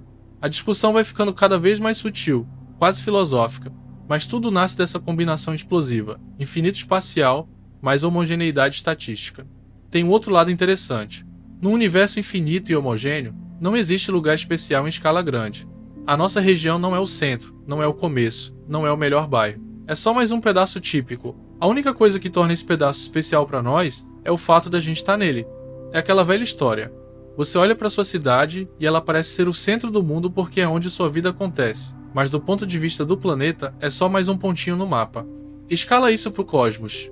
O nosso universo observável é nossa cidade, e no universo infinito existem infinitas cidades com níveis variados de complexidade, inclusive algumas que talvez nunca formem vida, outras que formem vida, outras que formem algo que nem dá para chamar de vida do jeito que a gente conhece. E aí vem uma pergunta que cutuca. Isso tudo muda alguma coisa prática para nós? Em termos de observação direta, não. O nosso jogo continua sendo tentar entender com muita precisão esse pedaço aqui. Mas, em termos de como a gente pensa o cosmos, muda bastante. Porque aceitar a hipótese de um universo infinito e homogêneo é de certa forma abandonar de vez qualquer ilusão de centralidade. Não existe fim do universo onde as coisas param. Não existe margem com um abismo. O cenário vira algo literalmente sem borda, onde qualquer lugar que você escolha é tão central quanto qualquer outro. O horizonte que a gente enxerga é uma limitação nossa, não do universo. No fim das contas, essa ideia de um universo infinito, cheio de galáxias, estrelas e até regiões que, em princípio, poderiam ser muito parecidas com a nossa, é uma espécie de amplificador de tudo aquilo que a gente já sentia quando descobriu que a Terra não era o centro. Cada avanço tira um degrau de importância cósmica da nossa posição. Primeiro, a Terra não é o centro. Depois, o Sol é só uma estrela comum. A Via Láctea é só mais uma galáxia. O nosso universo observável é só uma bolha, entre outras bolhas estatísticas, num espaço possivelmente infinito. A hipótese de infinitude homogênea pega essa sequência e empurra até o talo. Nada do que a gente chama de aqui é estruturalmente privilegiado. É só um arranjo entre muitos, num cenário que não acaba. Então, cara, agora vem uma virada de chave pesada. Até aqui a gente estava brincando com um universo só, né? Mesmo quando falava de infinito. Era um único espaço, uma única folha gigantesca, onde nosso universo observável é só um recortinho. Agora o papo sobe um degrau. E se a inflação, aquela fase de expansão maluca lá no comecinho, não tivesse acontecido de uma vez só, acabando em todo lugar ao mesmo tempo, mas continuasse ativa em alguns cantos, gerando várias bolhas de universo, aí não é mais só um universo maior que a parte observável. É um multiverso inflacionário. Um cenário em que o que a gente chama de nosso universo seria só uma bolha entre muitas, cada uma com seu próprio Big Bang local. Olha que ideia doida. Lembra daquele campo infláton que empurra o espaço a inflar? Em alguns modelos ele não desliga completamente em todo lugar. Em vez de ser um evento global, tipo todo o cosmos desligou a inflação às 10:37, a coisa é mais irregular. Tem regiões onde o campo cai para o estado de energia mais baixo, a inflação termina e o universo ali se aquece, forma partículas, radiação e tudo mais. Essas regiões são as bolhas de universo. Só que, no entorno dessas bolhas, em outros pedaços do espaço, o campo ainda está lá em cima. A inflação continua, o espaço segue inflando que nem louco. E, enquanto essa inflação continua em algum lugar, novas bolhas podem brotar, em momentos diferentes. Resultado: você não tem um universo único com um começo uniforme. Você tem um processo em que bolhas de universo vão aparecendo aqui e ali dentro de um fundo inflacionário, que nunca para completamente. Por isso o nome que o pessoal usa é inflação eterna. Nessas bolhas, a física passa a se parecer com o que a gente conhece. Tem um Big Bang quente local, formação de partículas, radiação de fundo, galáxias, toda aquela história. Pra quem tá dentro de uma bolha dessas, tipo, a gente parece que aquilo ali é o universo inteiro. Você olha ao redor, vê um horizonte, vê uma radiação de fundo, mede uma expansão, tudo bonitinho. Só que do ponto de vista mais amplo, teórico, você é só um morador de condomínio, sabe? Seu prédio é uma bolha, e fora dele tem um lado de fora que não é vácuo comum. É espaço ainda inflando, se expandindo mais rápido que qualquer sinal que você poderia mandar. E aí vem um detalhe que deixa o multiverso inflacionário mais apimentado. As propriedades iniciais de cada bolha podem ser um pouquinho diferentes. Não é que tudo vira circo, mas, dependendo de como o campo inflaton desce o morro no tal potencial, diferentes regiões podem cair em mínimos diferentes, estados diferentes de energia. Cada mínimo pode dar origem a um conjunto de constantes físicas, ou a uma quantidade diferente de energia escura, ou a um padrão inicial de flutuações um tiquinho diverso. Então você tem uma família de universos bolha, todos obedecendo às mesmas equações gerais lá em cima, mas com configurações locais ligeiramente diferentes. É como se cada bolha fosse um experimento cósmico com parâmetros um pouco variados. Imagina um parque aquático, só para brincar com a analogia. Lá em cima tem uma grande caixa d'água, seria o campo inflaton, e dessa caixa saem vários toboáguas diferentes, cada um com inclinação, curvas, comprimentos diferentes. Dependendo de qual toboágua você cai, a sua descida é de um jeito. A inflação eterna seria essa caixa que nunca seca, sempre tem água correndo, sempre tem gente caindo em toboáguas novos. Cada toboágua é uma bolha de universo, e a experiência em cada um é distinta. A gente caiu em um específico, com um conjunto de curvas que dá essa combinação de leis e constantes que a gente mede. Uma pergunta boa é, essas bolhas interagem? Podem colidir? Em princípio sim. Se duas bolhas se formam relativamente próximas, e a expansão dentro delas não for rápido o bastante para separá-las eternamente, pode acontecer de seus frentes de expansão se encontrarem. A colisão de bolhas é um tema que o pessoal leva bem a sério. Por quê? Se isso aconteceu com a nossa no passado, poderia ter deixado cicatrizes observáveis, padrões estranhos na radiação de fundo, anisotropias com forma de círculos, essas coisas. Já tiveram buscas por esse tipo de assinatura nos mapas do cosmos. Até agora nada conclusivo, mas a caça continua. Se um dia alguém encontrasse uma marca convincente de colisão de bolha, seria tipo a placa na parede escrito "Você está aqui em um multiverso inflacionário". Outra coisa que vale falar é que, dentro de cada bolha, o espaço pode ser finito ou infinito, plano ou curvo, dependendo de como a inflação local se comportou ali. Então o multiverso inflacionário é meio que dois níveis de jogo.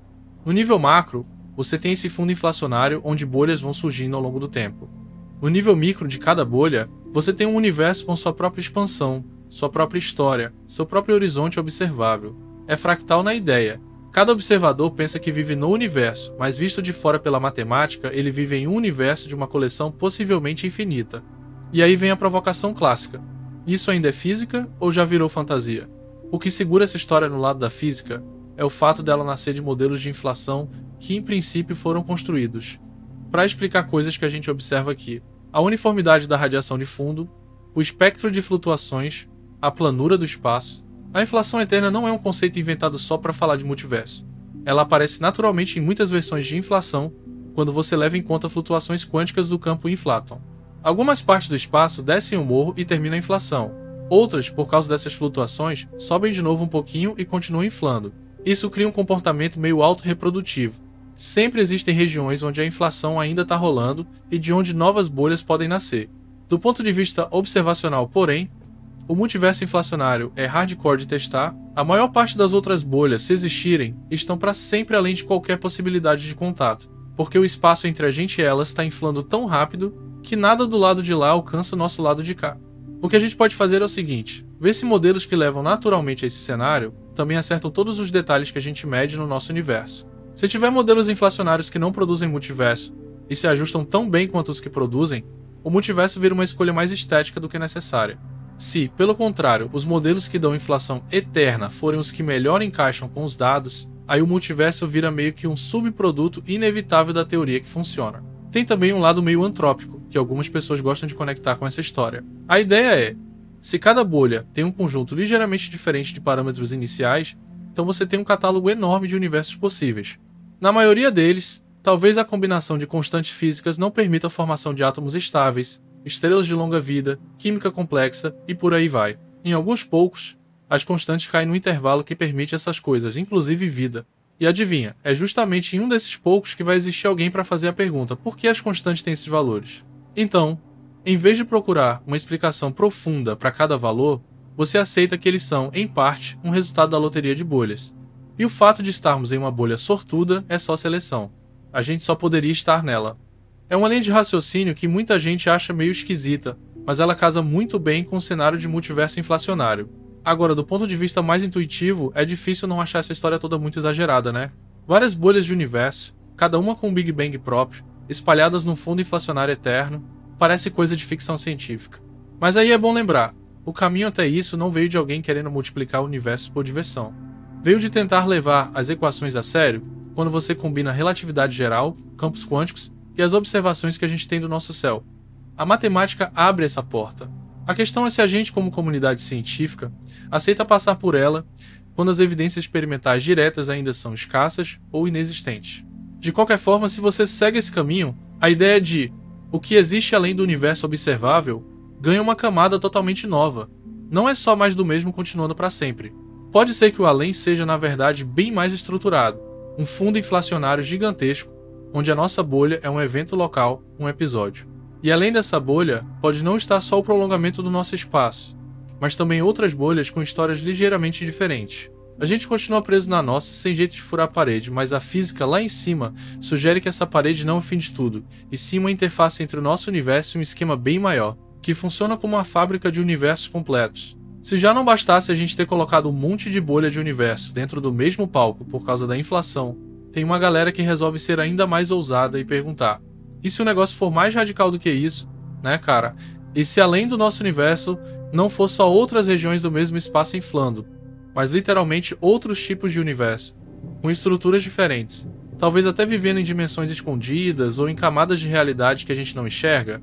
A palavra multiverso vira meio guarda-chuva. Tem vários modelos diferentes, nem sempre concordando entre si. Então vamos separar um pouco as ideias para não virar uma sopa total. Uma das propostas mais famosas é a dos universos Brana. Isso vem de teorias tipo teoria de cordas, que, além de falarem de partículas como cordinhas vibrando, costumam precisar de mais dimensões espaciais do que as 3 que a gente sente no dia a dia. Em vez de só comprimento, largura e altura, você teria outras direções enroladas, escondidas, que a gente não percebe porque são minúsculas, ou porque a matéria comum fica presa numa espécie de folha dentro desse espaço maior. Essa folha é o que o pessoal chama de brana. A sacada é imaginar que o nosso universo inteiro, tudo que a gente conhece, matéria, luz, campos, está preso numa dessas branas, flutuando num espaço de dimensão maior que eles às vezes chamam de bulk. Agora, olha só o pulo do gato. Se existe uma brana, nada impede que existam outras, paralelas à nossa, também boiando nesse bulk. Cada uma dessas branas seria um universo, com seu próprio conteúdo, suas próprias partículas presas a ela. A gente não enxerga diretamente essas outras branas, porque a maior parte das interações físicas estaria confinada em cada folha. Só que a gravidade, nesse tipo de cenário, poderia vazar um pouco para o bulk. Isso até já foi usado como explicação tentadora para a fraqueza da gravidade em relação às outras forças. Talvez ela esteja se espalhando por dimensões extras, em vez de ficar concentrada só na nossa brana. Então, nesse quadro, o que existe além do nosso universo observável não é só prolongamento do espaço tridimensional, mas outras folhas inteiras de realidade, paralelas, separadas por uma distância numa dimensão que a gente nem sabe apontar. Tem modelos ainda mais ousados que sugerem que o próprio Big Bang poderia ser resultado de um encontro entre branas. Imagina 2 dessas folhas cósmicas viajando pelo bulk e em algum momento colidindo. A energia dessa colisão seria convertida naquele estado super quente e denso que a gente associa ao início do nosso universo. A cada colisão, você teria um novo universo ascendendo. É uma forma alternativa de contar a origem do cosmos, trocando o surgiu tudo de uma vez por acontecer um evento entre estruturas pré-existentes. Aí o multiverso deixa de ser só várias bolhas no mesmo espaço e vira literalmente um conjunto de folhas, um caderno cheio de páginas, onde cada página é um universo com sua própria história. Outra linha de multiverso que o pessoal gosta de discutir é a das constantes físicas diferentes. A ideia aqui não é tanto sobre dimensão extra ou branas, mas sobre os números que regem a física, intensidade da gravidade, carga do elétron, massa das partículas, valor da energia escura, essas coisas. No nosso universo, esses números parecem fixos, mas ninguém sabe explicar por que são justamente esses valores e não outros. Aí entra uma possibilidade. E se esses números não forem universais, no sentido de iguais em todos os universos, mas forem apenas parâmetros locais da nossa região da realidade? Em outros universos, ou em outros vácuos, de uma teoria mais fundamental, esses números poderiam ser diferentes. Em alguns cenários ligados à teoria de cordas, por exemplo, parece que existe um verdadeiro paisagismo de soluções possíveis, o tal landscape, um número absurdo de estados de vácuo diferentes, cada um com seu conjunto de constantes efetivas. É como se a teoria fundamental permitisse um menu gigantesco de universos possíveis, e o multiverso fosse a coleção dos universos que realmente realizam essas possibilidades. Aí, em um lugar, a gravidade é mais forte. Em outro, a energia escura é tão alta que nem dá tempo de formar galáxia. Em outro, a química nem chega a acontecer. E em uma pequena fração desses universos, por pura combinação de números, surgem condições em que estrelas estáveis, átomos complexos e eventualmente vida são possíveis. A gente se encontra justamente em um desses, claro, porque em universos onde nada disso acontece não tem ninguém para perguntar nada. Esse papo de constantes diferentes se cruza com aquela ideia de seleção antrópica, mas numa escala ainda maior. Não é só, somos uma bolha com condições especiais. Fazemos parte do subconjunto de universos cuja loteria de constantes sorteou um conjunto amigável para a complexidade. Isso pode soar meio desculpa esfarrapada à primeira vista, mas em certos contextos teóricos ele aparece quase inevitavelmente. Se a teoria fundamental gera um monte de soluções de vácuo e processos físicos podem levar regiões distintas a cair em diferentes mínimos, não é estranho falar em um multiverso de constantes. Estranho imaginar um universo único exatamente com os números perfeitos, sem nenhum mecanismo que explique o porquê. Aí vem a categoria de multiverso que mais mexe com o imaginário popular: as realidades paralelas da mecânica quântica, o tal multiverso de muitos mundos. Aqui, o além não está em outra dimensão espacial nem em outra bolha inflacionária, mas em outras ramificações da própria evolução quântica.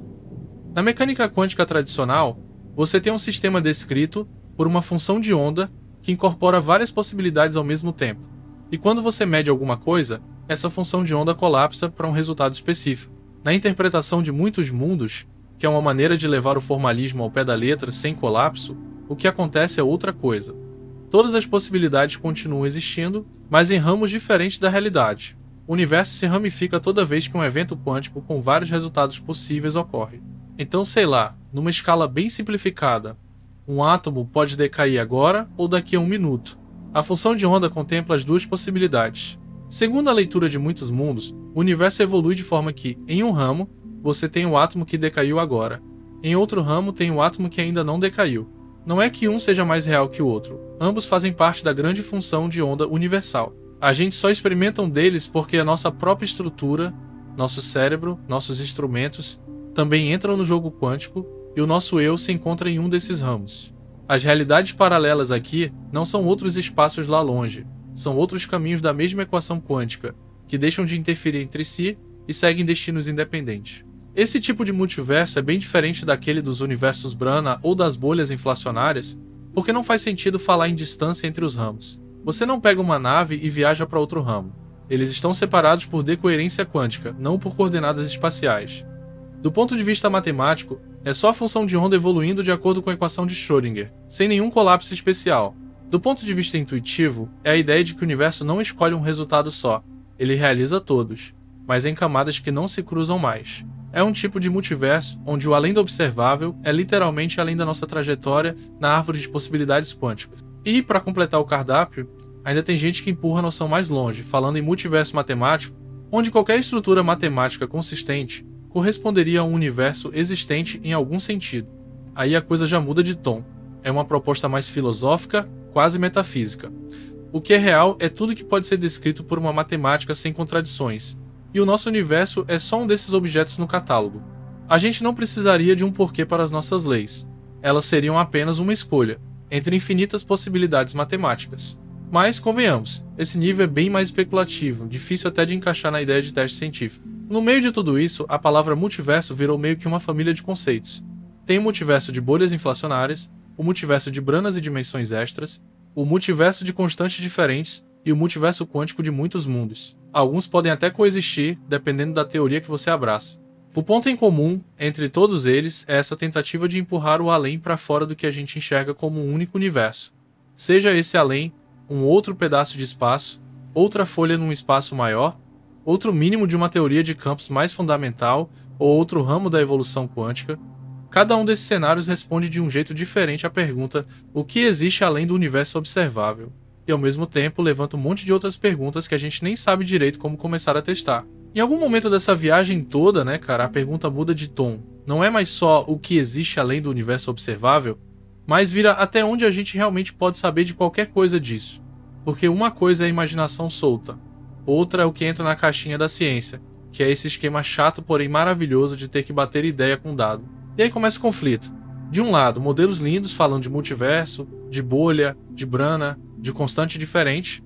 Do outro, o fato duro de que a gente está trancado dentro de um cone de informação, com horizonte, limite de observação, erro de medida, tudo isso apertando.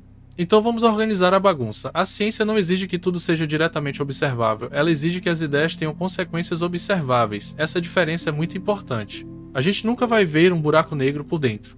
Mas a teoria de buracos negros faz previsões para órbitas de estrelas, para ondas gravitacionais, para imagens da região ao redor, e tudo isso a gente mede. O buraco negro em si é inferido, com além do universo observável parecido. Ninguém vai atravessar o horizonte. Mas se uma certa teoria sobre esse além implicar certos detalhes específicos na radiação de fundo, na distribuição de galáxias, nas ondas gravitacionais, nisso tudo que a gente mede, aí dá para colocar essa teoria para apanhar ou brilhar. Só que tem coisa que não escapa desse funil não. Tem cenários de multiverso, por exemplo, que são praticamente inalcançáveis em termos de teste. Você pode formular, pode escrever equação, pode até achar bonito, mas as consequências observáveis são praticamente as mesmas de um modelo sem multiverso. Aí, do ponto de vista estrito, essas versões ficam encostadas numa prateleira mais filosófica.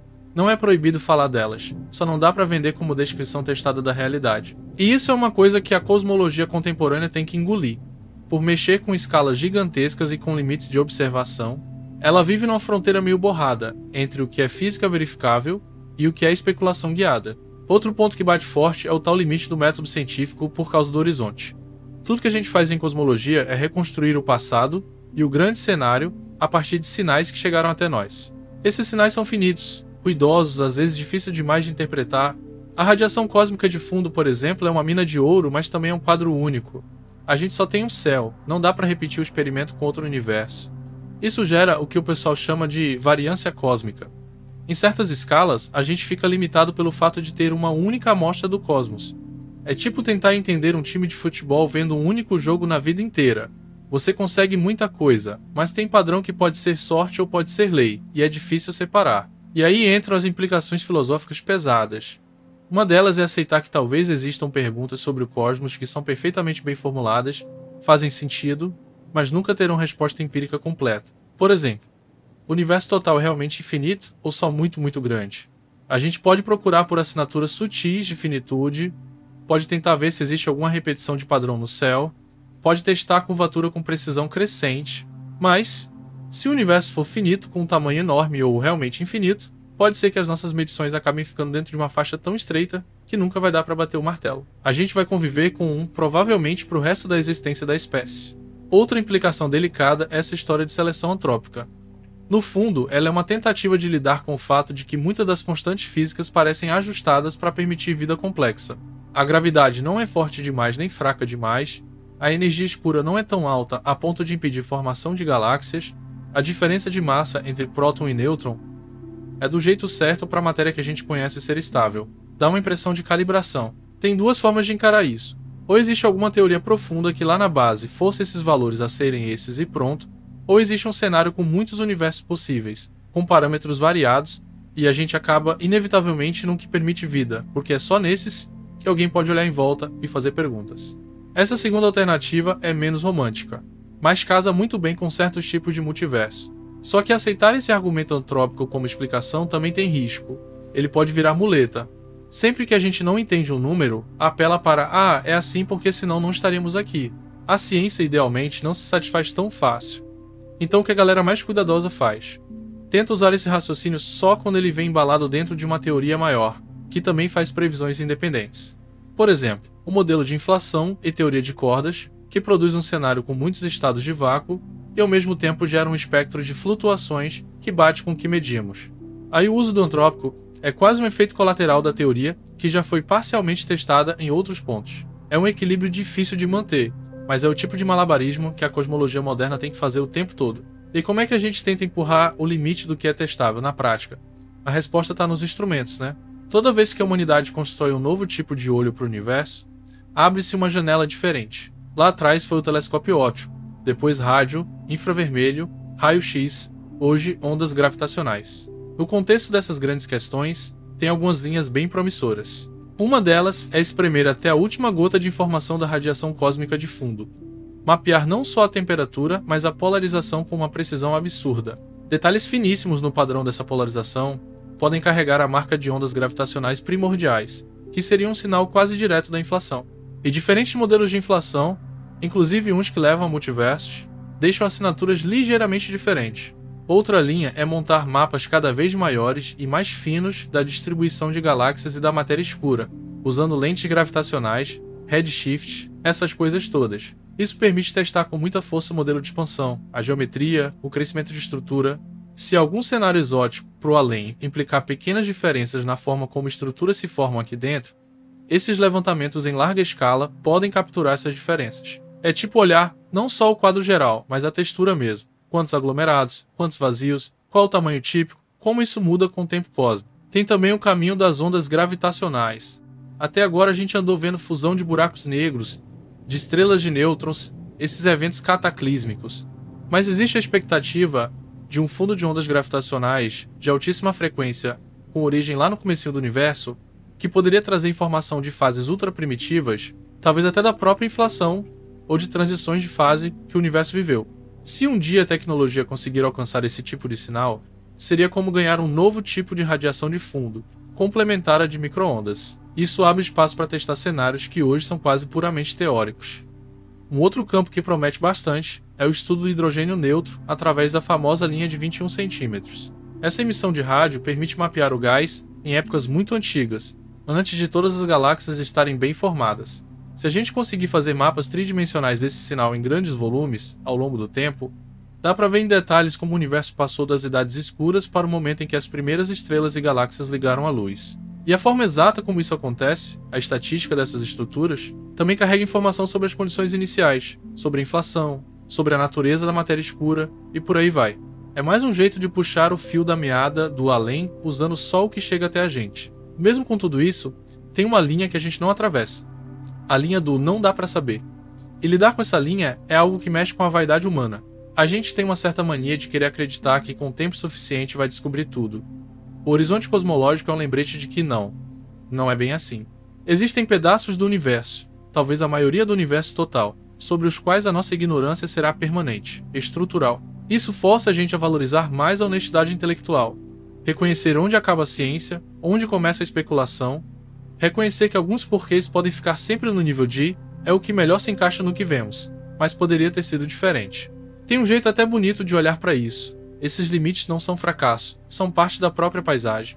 Saber que existe um horizonte, que existe variância cósmica, que existe um conjunto finito de dados a partir do qual a gente tem que tirar conclusões, isso tudo faz parte da descrição do universo. Não é só uma condição externa atrapalhando nossa curiosidade, é um aspecto do cosmos. O universo não é um livro escrito para ser totalmente lido por seres inteligentes. Ele é o que é, e a gente ganhou acesso a alguns capítulos, algumas páginas, com textos borrados, rasuras, lacunas. E no meio dessa história toda, os futuros telescópios, radiotelescópios gigantes, detectores espaciais de ondas gravitacionais e experimentos de laboratório que tentam simular aspectos de gravidade quântica são como ferramentas para ir lixando os contornos da nossa ignorância. Eles não vão abrir o universo inteiro, mas podem afunilar as possibilidades. Tem modelos de inflação que vão cair, tem versões de multiverso que vão ficar tão artificiais que ninguém mais leva a sério, tem hipóteses de dimensões extras que vão ser empurradas para escalas cada vez menos plausíveis. Esse é o processo natural. Você joga um monte de possibilidades, as observações vão passando a peneira, e o que sobra são poucas histórias coerentes, compatíveis com tudo que a gente vê nesse pedacinho do cosmos. No final das contas, a grande implicação filosófica de encarar o que existe além do universo observável é entender que nossa situação é meio paradoxal. A gente é minúsculo, confinado, limitado, mas, ao mesmo tempo, consegue, a partir desse ponto solto numa galáxia qualquer, construir modelos que falam de escalas absurdas, de realidades além de qualquer acesso direto. A ciência não garante que essas descrições sejam a verdade última, mas dá um jeito da gente pelo menos separar o que é fantasia solta do que é fantasia disciplinada, guiada por equação e por dado. E talvez seja isso que dá graça. Viver nessa borda entre o que pode ser conhecido e o que só pode ser imaginado, tendo o universo observável como laboratório e o além como provocação permanente. Então, no fim das contas, o que existe além do universo observável continua sendo esse misto de matemática, imaginação e silêncio cósmico. A gente olha, mede, erra, acerta, refaz conta, constrói telescópio, derruba teoria, e o universo imenso só segue, deixando sempre um pouco mais de mistério pra gente aqui.